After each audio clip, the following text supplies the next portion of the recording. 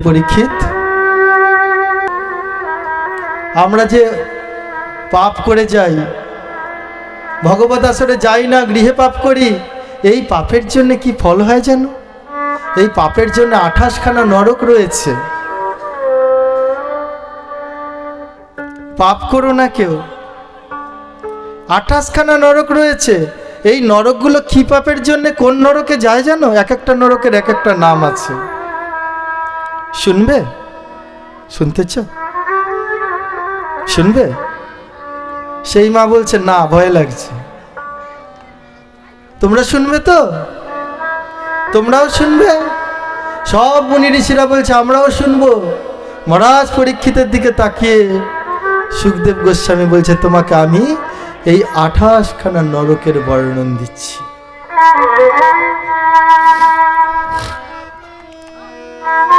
একটা নরকের নাম তামিশ্র, আর একটার নাম অন্ধ তামিশ্র।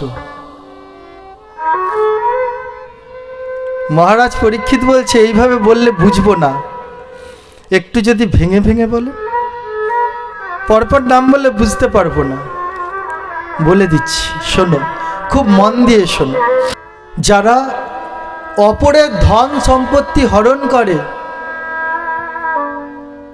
তাদেরকে এই তামিশ্র নরকে ফেলা হয়। এই তামিশ্র নরকটা অন্ধকারময়। চোরের মতো হরণ করছে তো, ওই অন্ধকারেই তুমি থাকো, সারাক্ষণ অন্ধকারে রাখবে। আর যারা পর স্ত্রী হরণ করে, পর স্ত্রীর সঙ্গে যাদের অবৈধ ব্যবহার থাকে তাদেরকে নিয়ে ফেলা হয় অন্ধ তামিশ্র নরকে। ভয় লাগছে? ভয় লাগছে বললেও ছাড়বে না, ওখানে থাকতে হবে। এবং আরো কি শাস্তি জানো? ওই অন্ধকারের মধ্যে কোথাও আলো দেখতে পাবে না, চিৎকার করলে কেউ সামনে আসবে না। যাকে ভালোবেসে যার মোহে অন্ধ হয়েছিল তার একটা লৌহ মূর্তি তৈরি করা হয়। যাকে ভালোবেসেছিল তার একটা লৌহ মূর্তি তৈরি করা হবে। সেই লৌহ মূর্তিটাকে উত্তপ্ত করে লাল করে দেওয়া হবে, তারপর তোমার কাছে নিয়ে আসা হবে। নিয়ে এসে বলবে দেখো তো চিনতে পারো কি না? বলছে হ্যাঁ, এ তো আমার সেই প্রেমপ্রিয়া বা প্রেমপ্রিয়। বলছে হ্যাঁ, এর সঙ্গে যেই যেই ব্যবহার তুমি আগে করেছিলে সেই ব্যবহার তুমি এখন করো। না, করতে পারবো না, এ তো আগুনের, আগুন দিয়ে তৈরি একরকম, লোহাকে তপ্ত করে দিলে কি হয় একদম আগুনের মতো, এর সঙ্গে মিশতে পারবো না। বলে তা বললে তোমাকে ছাড়া হবে না, তোমাকে মিশতেই হবে। জোর করে ধরে নিয়ে তার সঙ্গে মিলিয়ে তাকে আলিঙ্গন করিয়ে ধরে রাখবে। গায়ের চামড়াটা আস্তে আস্তে পুড়বে, মাংসগুলো পুড়ে পুড়ে গন্ধ বেরাবে, সেটা গন্ধটা উপলব্ধি করবে। যন্ত্রণা, অসহ্য যন্ত্রণা থাকবে, মরে যাবে, মৃত্যু আর হবে না, খালি যন্ত্রণা ভোগ করতেই থাকবে, বছরের পর বছর এইভাবে করে শাস্তি দেবে। এই গেল একটা নরক বললাম। পরীক্ষিত আর শুনবে? যদি কারো প্রাণ পুষ্টির জন্য কেউ পশু পাখিকে হত্যা করে রন্ধন করে খায়, পশু পাখি হত্যা করে রন্ধন করে খায়, তার জন্য কুম্ভীপাক বলে একটা নরক রয়েছে, সেখানে নিয়ে যাওয়া হয়। ওই কুম্ভীপাকে কি করা হয়েছে? ওই কুম্ভীপাক নরকে একটা বড় পাত্র রয়েছে, অনেক বড়। সেই তার আয়তন কত জানো? 10,000 যোজন আয়তন। তার ভূমিটা তামার, নিচ দিয়ে আগুন দেওয়া হচ্ছে, দিয়ে গরম করে দেওয়া হয়েছে।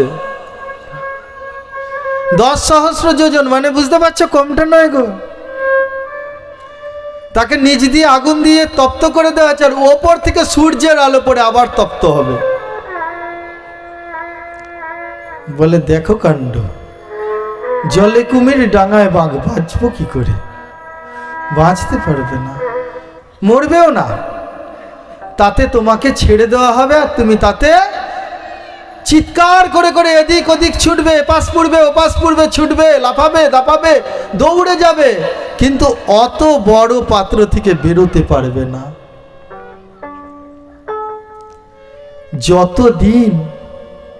ততদিন বেরোতে পারবে না যতদিন জটা পশু বা পাখির কে বধ করেছ, জটা পশু বা পাখিকে বধ করেছ, ততদিন নয়,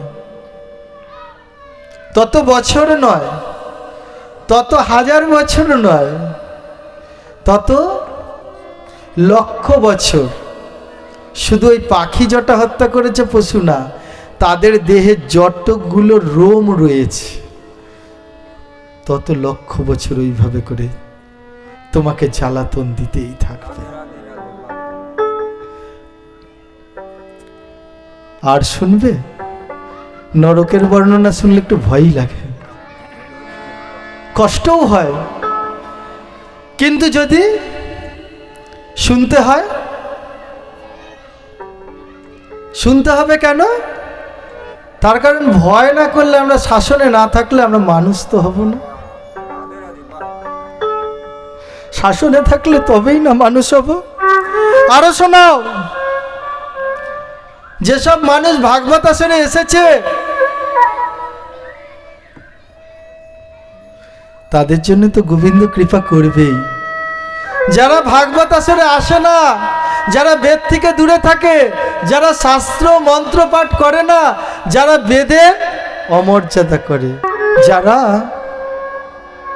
বেদপথ থেকে ভ্রষ্ট হয়ে যায়, তাদের জন্য রয়েছে অশীপত্র বন বলে একটা নরক।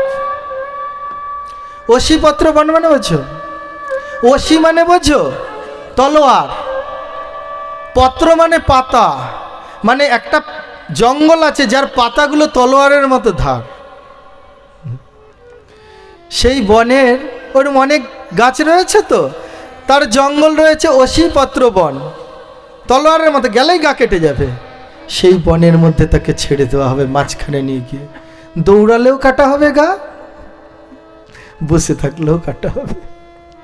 প্রেম সে বলো রাধে রাধে। হে গোবিন্দ, জানতাম না, অনেক অকাজ কুকাজ করে ফেলেছি। হে গোবিন্দ, না যেন অনেক ভুল করে ফেলেছি। আজকে যখন শুনলাম, গোবিন্দ কৃপা করো যাতে কিছুটা মানতে পারি। শাসন তো তুমিই করবে, পথ তো তুমিই দেখাবে গোবিন্দ, আজকে থেকে যেন পারি।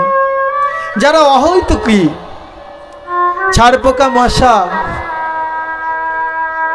এদেরকে মেরে ফেলে, আর বলো না, নাকি মা বলছে আর বলো না, আর পারছি না নিতে। এটুকুই শুধু শুনে রাখি, যারা মেরে ফেলে তাদের জন্য রয়েছে অন্ধকূপ বলে যে নরকটা বলেছিলাম, সেই নরকটাই। সেখানে কি হবে গো?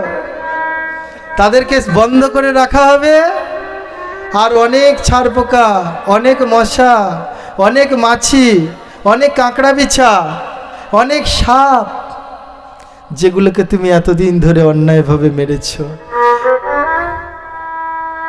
সব ছাড়া রয়েছে। প্রত্যেকে এসে তোমাকে খালি দংশন করবেই করবে।